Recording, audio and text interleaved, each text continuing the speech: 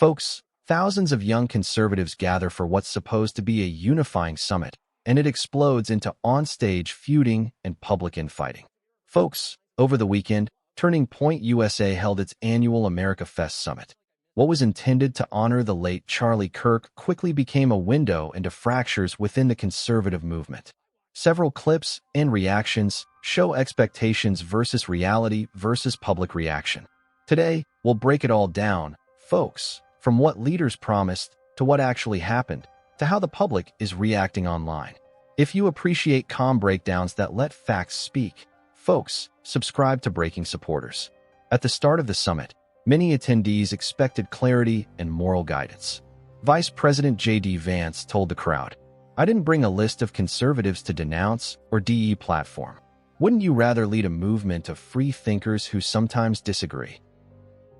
The conservative movement is also in danger from charlatans who claim to speak in the name of principle, but actually traffic in conspiracism and dishonesty. So, for example, if Candace Owens decides to spend every day since the murder of Charlie Kirk to spew absolutely baseless trash implicating everyone from French intelligence to Mossad to members of TPUSA in Charlie's murder or a cover-up in that murder, then we, as people with a microphone, have a moral obligation to call that out by name. So no, Tucker Carlson, it is not an excuse to go silent on Candace's targeting of TPUSA. Other voices, like Ben Shapiro and Vivek Ramaswamy, promised moral clarity. Shapiro said, "The conservative movement is in danger from charlatans who traffic in conspiracism and dishonesty." Because killing people who committed no crime is immoral. It will always be immoral. And people who do it will be punished for it. And nations that endorse it will be punished for it. That's a fact. And you are seeing now a very intense effort to convince you otherwise. Candace Owens responded to Shapiro, who is Jewish, by doubling down on her unfounded conspiracies that somehow Israel was involved in Kirk's death. The expectation, folks, was that these speeches would unify, call out extremes, and set a moral compass for the movement. That was the expectation, folks. This is the reality. J.D. Vance avoided condemning anyone directly. He tried to appeal to the entire MAGA coalition while keeping a neutral stance on controversial issues. Meanwhile, tensions over Israel, free speech, and internal party disagreements bubbled up publicly.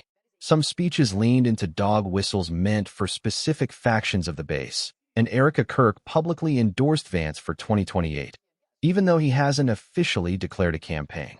Folks, what was supposed to be a unifying event became a showcase of fissures, contradictions, and careful political maneuvering. Here's where it gets interesting, folks. Vance's past interviews show a consistent reluctance to condemn extremists within the movement, a pattern repeated on stage. Ramaswamy defended Usha Vance in smaller forums, but her husband stayed silent on stage. Polling shows only 22% currently favor Vance for the 2028 nomination, indicating endorsement hype may not equal broad support. Shapiro's criticism of other conservative voices highlights tensions between ideals and realpolitik. Historical voting patterns and prior statements reinforce these contradictions, showing a careful balancing act between coalition control and moral positioning. The audience response and online commentary were telling, folks. Neutral observers labeled it a shit show and compared it to a Netflix-level freak show. Some comments poked fun at leadership messaging. Vance calling others drones is comedy gold. A bunch of drones taking their orders from Trump. Others criticized messaging on race and religion. When he says you don't have to apologize for being white, just don't be racist toward other people. The U.S. is a Christian nation. The founders are spinning in their graves. Critical observers connected the event to wider concerns. Watching MAGA devour itself from within is a joy to behold. They only confirmed what people have been saying for years about this MAGA movement. It's filled with grifters, conspiracy theorists, racists, and fakes. Satirical and sarcastic takes also emerged.